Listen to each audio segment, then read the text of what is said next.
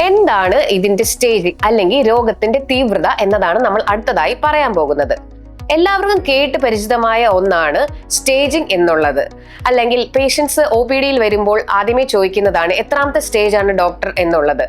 ഈ സ്റ്റേജിങ്ങിന് പുറമെ നമുക്ക് വേറൊരു ഘടകവും കൂടെ നമ്മുടെ ക്യാൻസർ നല്ല പ്രൊഗ്നോസിസ് ആണോ ചീത്ത പ്രൊഗ്നോസിസ് ആണോ എന്ന് തീരുമാനിക്കുന്നുണ്ട്. ആ ഘടകമാണ് ഞാൻ നേരത്തെ സൂചിപ്പിച്ചിരുന്ന ട്യൂമർ ബയോളജി എന്നത്. ഞാൻ എളുപ്പത്തിൽ മനസ്സിലാക്കാൻ വേണ്ടി പറയാം. അതായത് നമ്മുടെ ക്യാൻസർ സ്തനത്തിൽ മാത്രം ഉള്ളതാണോ, അല്ലെങ്കിൽ സ്തനത്തിൽ നിന്ന് കക്ഷത്തെ കഴലകളിലേക്ക് പോയിട്ടുണ്ടോ, അല്ലെങ്കിൽ വേറെ അവയവങ്ങളിലേക്ക് പോയിട്ടുണ്ടോ എന്നതിനെ ആസ്പദമാക്കിയാണ് സ്റ്റേജിങ് നമ്മൾ പറയുന്നത്. അതിനെ ഏർലി, അഡ്വാൻസ്ഡ് ആൻഡ് മെറ്റസ്റ്റാറ്റിക് എന്ന് പറയും.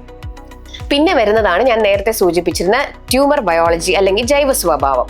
ഈ രണ്ട് ഘടകങ്ങളെ ആശ്രയിച്ചിട്ടാണ് നമ്മളെ ചികിത്സാ രീതി മുന്നോട്ട് പോകുന്നത്. അതായത് ഏത് ചികിത്സാ രീതി ഏത് ക്രമത്തിൽ നമ്മൾ ചെയ്യണം എന്ന് തീരുമാനിക്കുന്നത് ഈ സ്റ്റേജിങ്ങിലൂടെയും ഈ ട്യൂമർ ബയോളജിയിലൂടെയും ആണ്.